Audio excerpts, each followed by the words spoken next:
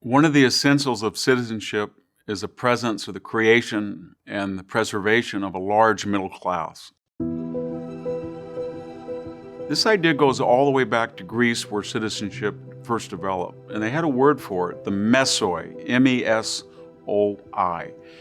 And in their way of thinking, you had to have the majority of citizens self-employed, independent, outspoken, and neither rich nor poor.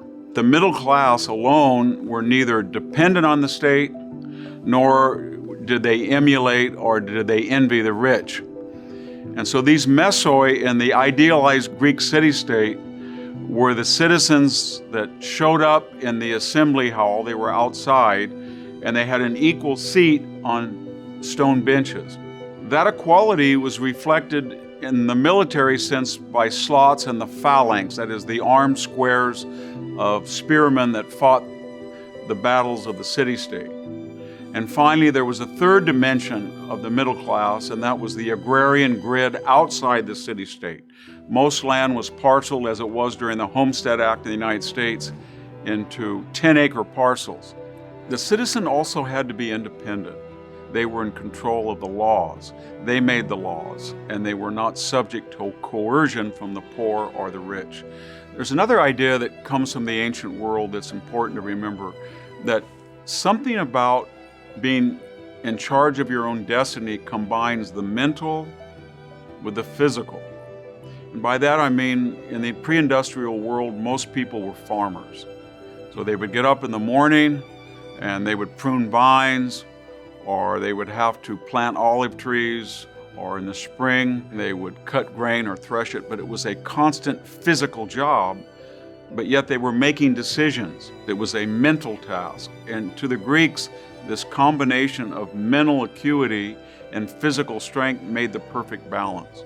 Now, we all can't be farmers today. Only 1% of the nation farms, but we have all of these tasks today. The independent trucker, think about it.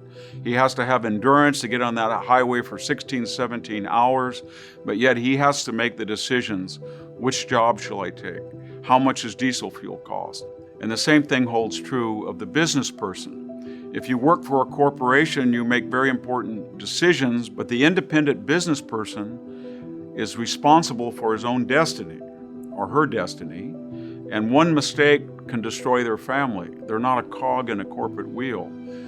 So what I'm suggesting to you is, maybe we can't be all small farmers, or we can't be all middle-class small business people, but we need this group to be present, because without this present, you do not have these independent voices, and we don't combine the physical and the mental, and of people who take responsibility for themselves.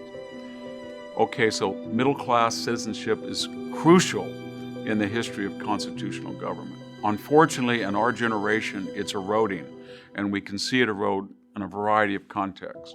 The first is, for 10 years, average wages of the middle class did not rise. 50% of the country dies with less than $10,000 in aggregate wealth. Over half of Americans die with credit card debt. Their buying options are limited. Their choices on how they live are limited. Their chances at home ownership decline simply because they owe a lot of debt. Nowhere is this more dramatic than in student loans. When the student graduates, the average loan is somewhere between $30,000 and $40,000. We have an entire generation of students that are graduating, often with therapeutic degrees, and are not able to find jobs that would allow them to pay off this enormous debt. If we came from Mars and we looked at this situation, we would just simply say you have tens of thousands of serfs or indentured servants. If they're not beholden to their credit cards, they're beholden to the federal government and the universities.